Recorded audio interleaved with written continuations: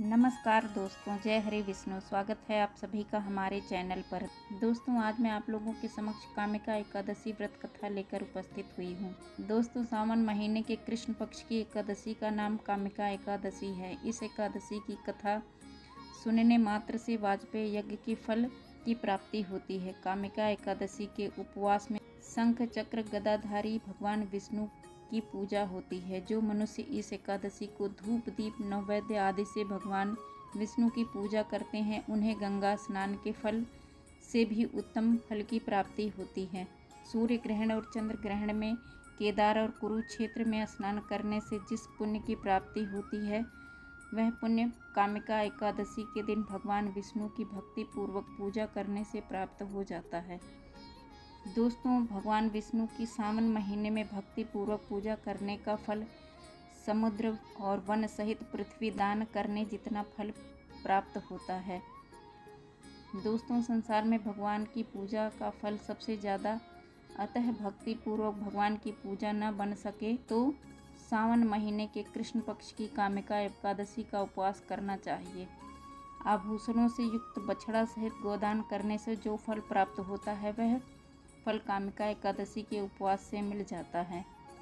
दोस्तों, जो उत्तम द्विज सावन माह के कृष्ण पक्ष की कामिका एकादशी का उपवास रखते हैं तथा भगवान विष्णु की पूजा करते हैं, उन्हें सभी देव नाग किन्नर पितृ आदि की पूजा हो जाती है। इसलिए पाप से डरने वाले व्यक्ति को विधि विधान सहित इस उपवास को करना चाहिए।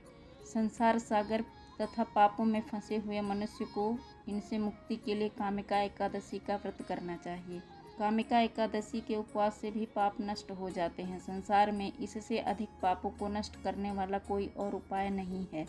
अध्यात्म विद्या से जो फल प्राप्त होता है, उससे अधिक फल कामिका एकादशी का व्रत करने से मिल जाता है। इस उपवास के करने से मनुष्य को न यमराज के दर्शन होते हैं और न ही नरक के कष्ट भोगने पड़ते हैं। वह स्वर्ग का अधिकारी बन जाता है।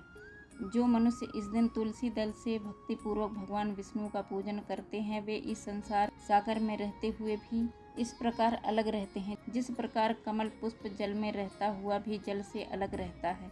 तुलसी दल से भगवान श्री हरि का पूजन करने का फल 1 बार स्वर्ण और 4 बार चांदी के दान के फल बराबर है। भगवान विष्णु रत्न मोती मणि आदि आभूषणों की अपेक्षा तुलसी दल से अधिक प्रसन्न होते हैं। दोस्तों, जो मनुष्य प्रभु का तुलसी दल से पूजन करते हैं, उनके सभी पाप नष्ट हो जाते हैं। तुलसी जी के दर्शन मात्र से मनुष्य के सभी पाप नष्ट हो जाते हैं और शरीर के स्पर्श मात्र से मनुष्य पवित्र हो जाता है।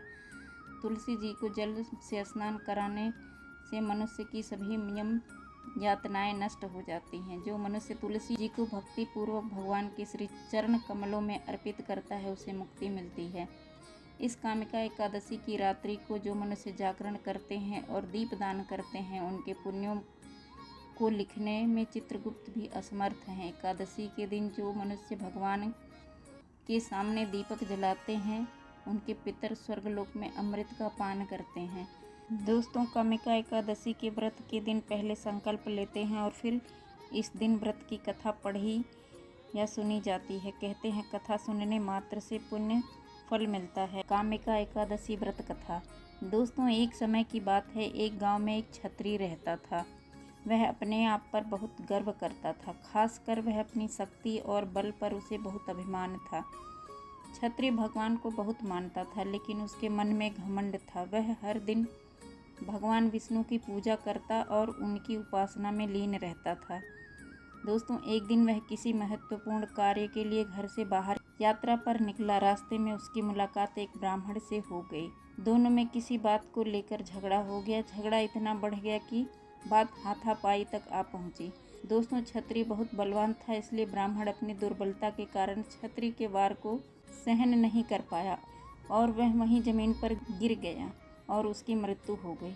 दोस्तों, ब्राह्मण की मृत्यु से क्षत्रिय हक्का बक्का रह गया। उसे अपनी गलती का एहसास हुआ और वह बहुत पछताया। ये पूरी बात गांव में आग की तरह फैल गई। क्षत्रिय युवक ने गांव वालों से क्षमा याचना की और ब्राह्मण का अंतिम संस्कार खुद करने का वचन दिया, लेकिन पंडितों ने अंतिम क्रिया में शामिल होने से इनकार कर दिया। तब उसने ज्ञानी पंडितों से अपने पाप को जानना चाहा। तो पंडितों ने उसे बताया कि उसे ब्रह्म हत्या दोष लग चुका है, इसलिए हम अंतिम क्रिया के ब्राह्मण भोज में आपके घर भोजन नहीं कर सकते। यह सुनकर छत्री ने ब्रह्म हत्या दोष के प्रायश्चित का उपाय पूछा। दोस्तों, तब पंडितों ने कहा कि जब तक वह सावन महीने की कृष्ण पक्ष की एकादशी तिथि को विधि पूर्वक भगवान विष्णु की पूजा नहीं करता और ब्राह्मणों को भोजन नहीं कराता और दान दक्षिणा नहीं देता, तब तक वह ब्रह्म हत्या दोष से मुक्त नहीं हो सकता।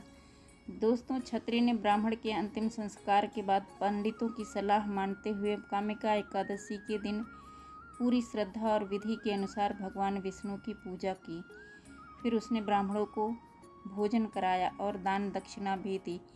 इस तरह भगवान विष्णु की कृपा से वह क्षत्रिय ब्रह्म हत्या दोष से मुक्त हो गया। इस कामिका एकादशी के महात्म्य के श्रवण व पाठन से मनुष्य स्वर्गलोक को प्राप्त करते हैं। दोस्तों, कथा अच्छी लगी हो तो लाइक करें, चैनल को सब्सक्राइब जरूर करें। धन्यवाद दोस्तों। जय हरि विष्णु।